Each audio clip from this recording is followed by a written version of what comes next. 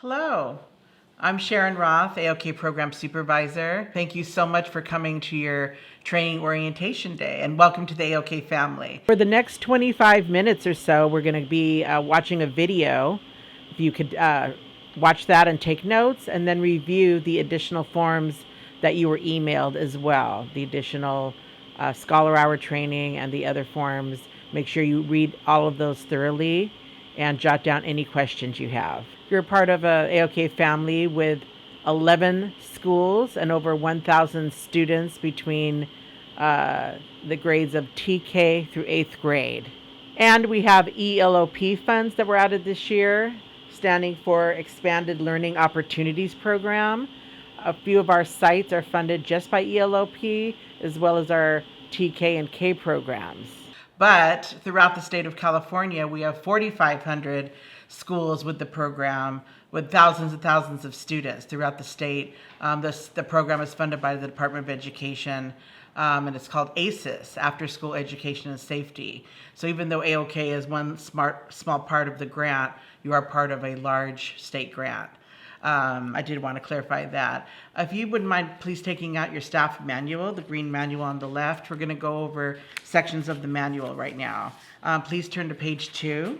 The main duties of the leaders is to supervise the students, deliver a curriculum, a scholar hour, supervise them during snack and supper, and then again at checkout. So you'll have a meeting in the beginning and the end with your team and your site coordinator, and you'll receive quite a bit of training in addition to curriculum training. Your site coordinator has a lot of duties, even though you don't see them have a group. They're behind the scenes working with parents, students, teachers, school staff, principals, partners, volunteers, and they're also doing a lot of paperwork. Our attendance roster is how we get paid. Our assistant site coordinator works at 2 schools, and they assist the coordinator with early checkouts. There's so many things that they assist the site coordinator with, whether it be behavior, injuries, talking with parents, a lot of behind the scenes work. Your academic liaison is a teacher that's assigned to the school that helps bridge the school day with AOK. The academic liaison meets with the team and with the coordinator, and they try to assist with any kind of scholar hour issues or trying to increase attendance or any communication between the teachers and the staff. We do all of the hiring, the training, working with all the program partners, as well as coaching and mentoring staff, in particular the site coordinators. There's just a lot of behind the scenes work, whether it's setting up field trips or working with the parents, working with the teachers, principals. There's just a lot of behind the scenes work, and we're available for anything you need in addition to your site coordinator. So let's go ahead and turn to page 4. There's a few policies that you need to make sure that you adhere to. One is obviously being on time. It's super important for your team that you're on time. If you're late, then the coordinator has to catch you up on everything. So make sure you park, take in consideration parking, and then get to the site and make sure you sign in at the time your shift starts. If you have to be out, we don't want you to bring your illness in. If you're sick, we understand. So in terms of calling out sick, if you need to be out due to illness, please make sure to call your program supervisor, the person overseeing the site you work at, no later than 10 a.m. It's best to call early at 10 a.m. and not later on so that we have time to find coverage for you. If you're going to be requesting a day off, it needs to be submitted no later than 2 weeks in advance, and you could email your request for time off to the program coordinator. We also ask that you don't take off more than 2 days in a row during the time that the students are in session. For instance, say it's April or May, we ask that you don't request for like a week off. We have plenty of breaks that you'll see in your school calendar, which is located on the bottom of your packet on the left. We do have a lot of breaks throughout the year, so please be at work as much as possible. If you're sick, please let us know you're sick, but other than that, please try to be here as much as possible. Any leader has excessive absences, we may need to speak with you about being a sub instead. Okay, as far as dress code, it's important that you wear your AOK shirts. We'll provide you with 2 AOK shirts. In the winter, we do provide a sweatshirt. Please wear those during work hours, not outside of work hours. And in terms of the bottoms for shorts, please make sure they're at knee length, not the short shorts or the short skirts. Make sure that you're not wearing the super ripped up jeans. Let's wear bottoms that are appropriate for a school setting. And then we want to avoid the flip-flops as well as the high heels, comfortable shoes that you can move safely in. So yeah, as far as baseball caps, we have those available if you like wearing baseball caps, but it's not a requirement. We're going to go ahead and move on to page 5 and 6. At the bottom, starting with gum chewing, and there's some additional policies. We ask that you not chew gum. The students don't chew gum, so we want to be positive role models for them. And then there's a few things on page 6 to review. Please leave your cell phones in the car, or please refrain from being on your cell phone during work hours. We don't have time for texting and Instagram and all of that. In terms of personal items, we don't have any locked facilities like lockers, so I would leave personal items in your car at home. In terms of large amounts of money or anything expensive, we just want to make sure that nothing is taken. There will be somewhere for you to put your keys and things, but it is not locked, so keep that in mind. Please don't bring your friends to the site. They aren't fingerprinted or cleared, so please don't bring them with you, as well as your pets. Leave those at home. We did have an incident where someone brought their pet and it bit a child, so please don't bring your pets to school. In terms of your staff t-shirts, once you're finished with the job, we ask you return them, but hopefully that's no time soon, because we hope that you stay with us for a long time. At the bottom of page 6, it just talks about public relations. There's a lot of people watching everybody, whether it's teachers, parents, principals, just other parents that aren't involved in the program. Make sure you're professional at all times. If anybody approaches you with something they're upset about or they have a complaint, please refer them to your site coordinator. We do not expect you to answer questions from people that are bringing grievances to you. Automatically get on the walkie-talkie and call your site coordinator, which brings me to our walkie-talkie. It is about a $300 instrument. We do ask you to take very special care of it. Make sure that you have it turned on to channel 1 at all times, as well as turned up. The button on the right turns it up all the way. To talk, you just touch press the button on the left-hand side, hold it for a minute or a couple of seconds before you talk, and it's pretty self-explanatory. At the end of the day, make sure that you turn it back into your site coordinator. Don't walk off with it, and please don't place it somewhere far away from you because we don't want it to go missing. Make sure students are not using the walkie-talkies.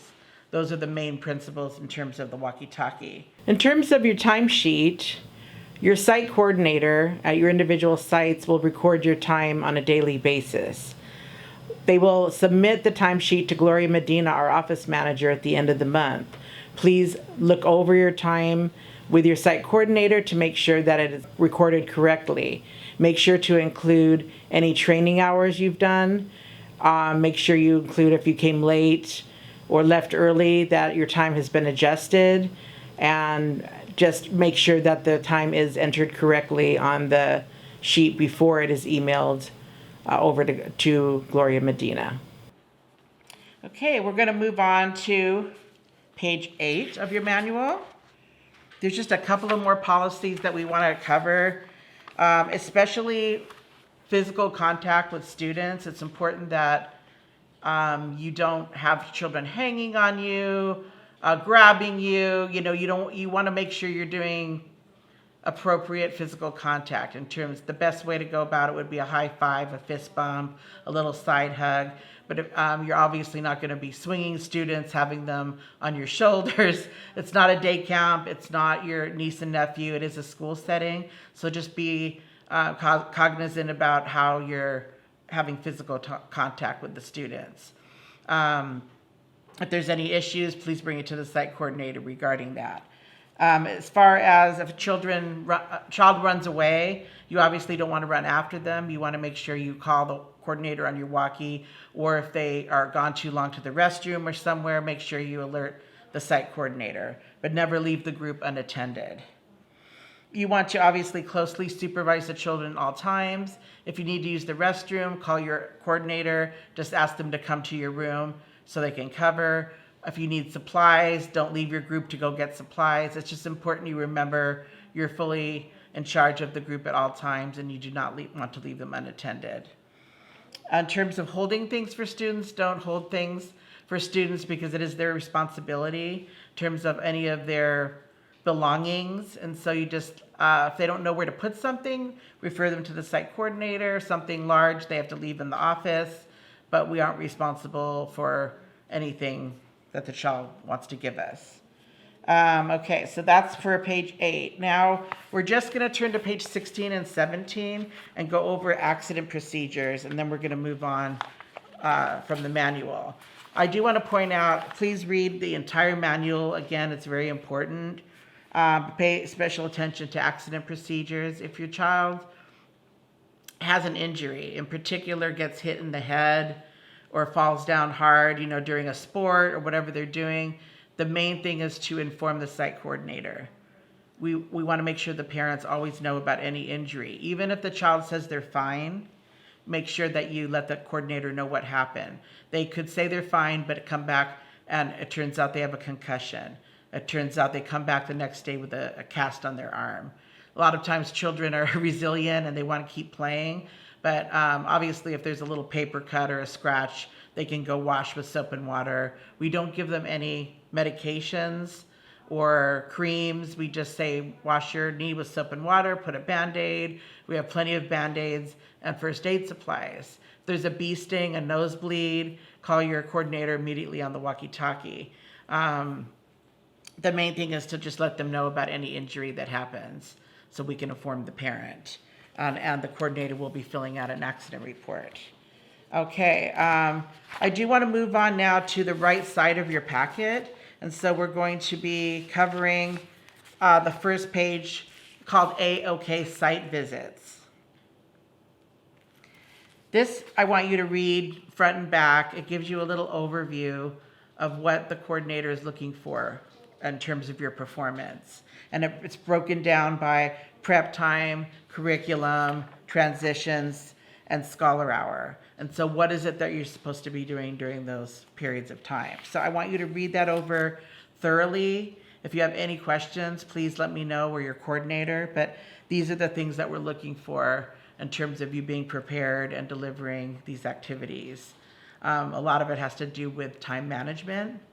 So you're going to have to work on getting the students ready and transition from activity to activity, from place to place, on time and in order. So it takes a little bit of work to do that, but just observe also your peers, your coworkers doing it, and the time that you're shadowing. And before you know it, it's second nature. So we're going to move on to the next form that is called Behavior Interventions Before Parent Meetings. And this is very important. There's many things that we can do to assist our students before it comes down to where the parents have to come in for a big meeting because whatever we're doing isn't working. The best thing you can do is give positive feedback to students. What you want them to do is the direction you're going to give them. So it's not just saying, don't do this, don't do that. If you want them to walk in an orderly line, you need to let them know specifically what you want them to do. And after they do it, you need to praise them for it. You need to give positive feedback. For instance, oh, wow, look at the first 5 students in line. Great job. Thank you, Jorge, for taking out your homework. Look at table 1. They got to work right away. Thank you, table 1. I mean, you need to let the students know that you appreciate what they're doing in terms of what you're asking them to do. The more you do that, the better result that you will have. You always want to review the rules and expectations before you enter the classroom. This is very important. Students need reminders, and they need to know exactly what needs to happen first, second, third. What are they supposed to do? And they do forget. So talk to them about it outside the classroom and have them repeat it to you so everybody's on the same page. Be consistent and have routines. Children really like routines, and that makes them feel stable and comfortable. So try to do things in the same order or the same way. Also, show interest. If you're just giving orders to students, but they don't really think that you care about them or that you're showing interest in them, they're not going to give you the respect.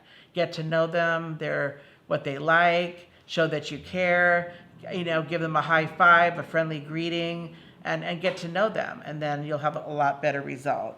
Also, the students who have the most challenges, they need a lot of attention. So you're going to need to give them jobs, and you're going to need to give them a little more TLC. Best thing to do is assign them jobs like, hey, Jorge, would you like to roll my cart? Be in the front of the line and roll the cart for me. Would you like to pass out pencils? Would you like to, help me organize my cart with my supplies? Whatever you can do to help those students stay on track, and also just be helpers and give them importance because they are lacking attention and love. Please do that. That's really important. You want to have any students that multiple times you've asked them to do something, they may need to sit out and have a little break. They might need to do a reflection sheet or an apology letter, or just take time out. So you might want to just have them not outside. We don't want to put the students outside, but you can have them in the room separated, reflecting, maybe doing some breathing. We also, any student you're having difficulties with, make sure you tell the site coordinator, because we need to have a special heart-to-heart talk with them to get deeper into what is happening with them. And also, we want to be able to inform parents and teachers if they need extra help, resources, or just care. So always talk to the coordinator and your team about these particular students. It's usually like the same 5 or 6 students that are going to come up repeatedly because they are the ones having challenges. So you also want to talk with the teacher and see what the teacher is doing in terms of helping them. The coordinators and myself and all of us, we're happy to have heart-to-heart talks with the kids too, if we need to find out, to give them more support, or just find out get down to the bottom of what's really going on. Don't ever take it personally. They're not acting out because they're trying to upset you or they don't like you. They are having challenges, whether it be in the home, whether it be the parents are divorcing, or there could be issues with, there's just been so many things, whether it be substance abuse, domestic violence, deportation. We've had a lot of various different reports of situations that the parents share with us, as well as the students, as to why they're struggling. So we just need to make sure those students get the resources. Please talk to us if we can assist you at all with behavior management. It's a work in process, and it takes some practice. I would like you to look over the blue sheet called Group Management Tips for AOK Program Leaders. It's a little bit more intricate and lengthy, more involved, and gives you a few more tips about behavior management. There's a pink sheet called AOK Program Leader Supplies. You can read that over. Your site coordinator and assistant and the leaders, they'll let you know where to find all the supplies that you need for Scholar Hour and curriculum, where they're located, what you're going to need, where to find more. And so this just gives you a list of the general things you have in your rolling cart. Now we're going to talk a little bit about Scholar Hour. This is the academic hour where you're going to have the same group, unless you're subbing. If you're subbing, you may have different groups. But if you're just a daily leader at one site, you'll have the same group.